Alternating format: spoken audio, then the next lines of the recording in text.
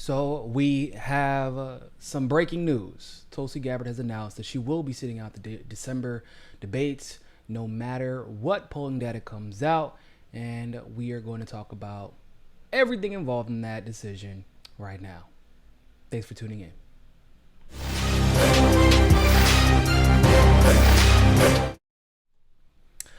What is going on, everybody? Thank you all so much for tuning into this live stream segment of Mikasa Sukasa. Of course, as always, I'm your humble host, Niko House. As you can see, I am here in my super progressive t-shirt. Make sure you do not have one.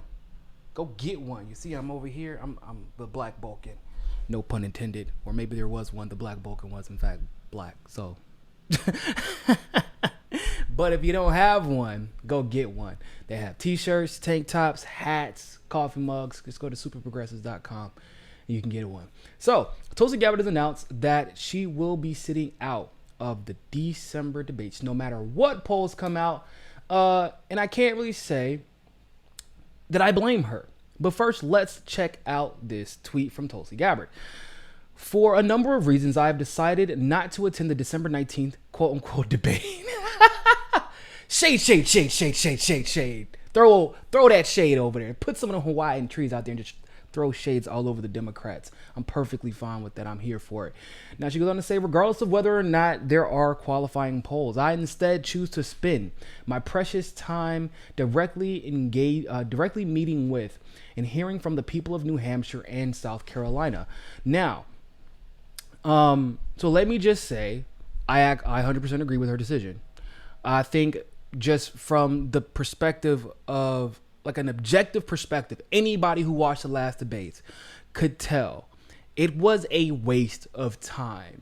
I think it was a waste of time for everybody, but I think it was especially a waste of time for Tulsi, Yang, and even Bernie to a degree, although some would argue that that was his best debate.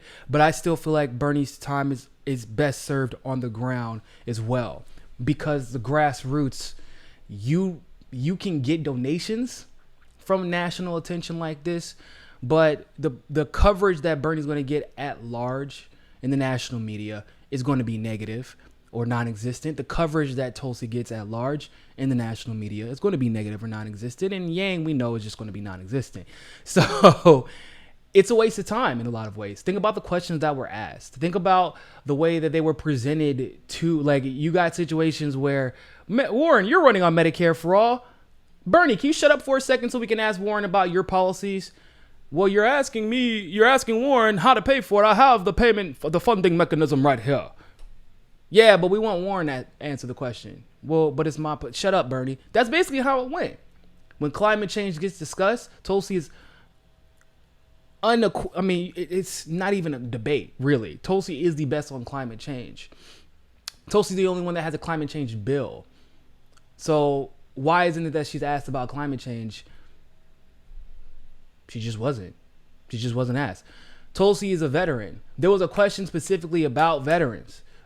Hell, I think they were a question specifically about active duty vets. And Warren was asked this question. Tulsi was not addressed. Foreign policy comes up. Everybody was asked this question except for Warren, because they try to protect Warren. Oh, actually, I think she blew the question. I lied. And then, of course, you have Tulsi, who was not asked a foreign policy question, and everybody, I remember people were pissed about that, and I'm sure Tulsi was as well. Tulsi tries to hold Pete Buttigieg accountable for his record as mayor, was raising her hand. Abraham, her husband, told everybody this on Twitter, like, hey, she was raising her hand the entire time, and they would go to commercial. Every time she would try to chime in, they would cut her off, go to commercial, and ask somebody else a question. So for her, it's a waste of time to be on the debate stage. Now let's look at this as an electoral strategy, right? Is there any benefit to her focusing on New Hampshire and South Carolina? Because I think this is the important part of this tweet that wasn't really being discussed in the last time, where she said she might sit out of the debate, right? She was very clear. She said, I'm going to sit out the debate because I want to focus on meeting voters in New Hampshire and South Carolina. Now, why would that be a good strategy? Well, let's look at her polling in New Hampshire. And this is through RCP, Real Clear Politics. So this isn't even her most favorable polling in the state. But if you look at the RCP polling in New Hampshire for Tulsi, you get 5%, 6%, 5% RCP average. Emerson 6%, Boston Globe, Suffolk 6%, St. Anselm 3%. Then you got last month, of course, Quinnipiac 6%, Boston Herald 5%, St. Anselm again 5%, 3%, 6%. So when you look at her numbers in New Hampshire, you see that she actually has a chance to do something that a lot of people said she wouldn't do at all, like wouldn't even have a chance to do, which is actually win a state. Not only a state, but an early primary state with about 30 delegates nonetheless. So when you have a chance to win an early primary state, do you think the voters of New Hampshire are more focused on the 5 seconds of discussion you're going to be able to have on that debate stage where you're basically going to be deflecting smears about yourself? Or do you think that that your time would be better served talking to New Hampshire voters and figuring out how to meet their needs one-on-one? Well, I'm going to tell you what the answer is, and Bernie Sanders actually gave us a glimpse into this in 2016. For those of you who do not know, Bernie won New Hampshire pretty handedly. In fact, he won, 70% of the votes in New Hampshire? And he won almost every single independent vote, which means that the majority of the voters that are voting in the Democratic primary will likely once again be populist, indie-minded, independent-minded voters who will be making their decision based off of who is the furthest outside of the establishment and who offers legitimate policy concerns. But most importantly, and this is what Bernie did great in New Hampshire, you have people who talk to them on the ground. In other words, those who have a great ground game. It takes about a week to prepare substantively for a debate, probably even longer for a Tulsi Gabbard, where you don't know if any of your questions, the questions that you prepare for, are even going to be asked. The things that they know that you would be the strongest on, they're going to avoid. The things that you would be weakest on, you're like, not that Tulsi's weak on anything, but it would just kind of be like, you got to prepare for smears. You got to prepare for attacks and underhanded questions rather than actually preparing for a substantive debate. And it's simply a waste of time. That is a week that you could instead be spending meeting with voters. On the other side of that fence, she also said South Carolina. Now, she's actually doing better in South Carolina than her polling tells you, but the polling in South Carolina does reveal that she's at 3%, 1%, 2%, 3%. You know, it's basically what she has been at consistently for the last couple of months. But once again, that's all the more reason to focus on South Carolina. Some of you may ask why it's important to focus on South Carolina specifically for a candidate like Tulsi. And that reason is because South Carolina is also an open primary state similar to New Hampshire. I've said time and time again, there are about 37 open or semi-open primary states. And those semi-open to open primary states will be how either Tulsi, Bernie, or Andrew Yang wins this election. It will not be the closed primary states, although they need to do well enough in the closed primary states because those states do tend to have the most delegates. However, I believe the populist candidates will sweep the open primary states and the caucuses, but we will see what that looks like going forward. So overall, do I like this strategy? Actually, personally, I do. Like I said, personally, I do. Personally, I think it's a great idea.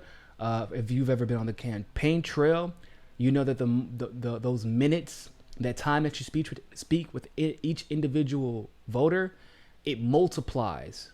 That time builds upon itself. What do I mean by that? If I talk to one voter and they love me, I can now go talk to, or they're going to go talk to, their family members. They're going to talk to their friends. They're going to talk about my policies with their friends and their family. They're going to talk about how genuine I am with their friends and their family. And New Hampshire is one of those, because it's an early primary state, they're very plugged in politically. In other words, they're always thinking about the next election just because of the nature of the beast. So the time there that you spend is precious, and I feel like the debates are a waste of time and that her time would be much better spent. And I said this the last debate, by the way. I felt like this, hey, if she would have skipped the last debate, I would have been perfectly fine with it. I would have been perfectly fine with it for the same exact reasons. But overall, especially when you're looking at New Hampshire, where you're polling at 6%, you're top five consistently. Mind you, Tulsi is top five in New Hampshire consistently, no matter what happens to other candidates. So Harris had a rise and a fall there. Yang is kind of up and down there. He'll get 3% one poll, and then a 2% another poll, and then a 1% and a 3%. So he kind of moves in and out of the top five from time to time. But actually, in the last 3 months or 2 months, he hasn't moved into the top five because Tulsi's been there. But whether it be Buttigieg climbing, falling, and then climbing again, Warren falling and then falling again, and then Bernie goes up and down, but consistently is first or second, and then Biden has actually dropped to about number 3 in New Hampshire. But once again, his polling there is inconsistent. The only one who is consistently polling in the top 5 there out of all the 150,000 candidates is Tulsi. So I feel like you can't win an election like this using the same old tactics. Something's got to give when you're a grassroots candidate. You have to think of unique ways to gain advantage. And while they're going to be focusing and preparing for that debate that entire week, guess what Tulsi Gabbard will be doing? Speaking to voters on the ground in New Hampshire, changing hearts and changing minds. That's what she needs to be doing. And I'm glad that she's going to be focusing on it. So that is my take on this situation. Hey, keep doing you, Tulsi. It's worked so far. And like I said, let's just not waste anybody's time. I'm gonna cover the debate still, maybe. I might cover the debates. I don't know. I'll probably cover like the first half of it, but Tulsi, word on the street is Tulsi's supposed to be doing something special for the debate night. So if that's the case, then I'll probably be covering that instead. And with that being said, ladies and gentlemen, thank you all so much for tuning into this live stream segment of Niko House. Leave a like, leave a comment. I would love to know what your thoughts are about this. And other than that, always remember, more than anything else, people, find your balance. Peace.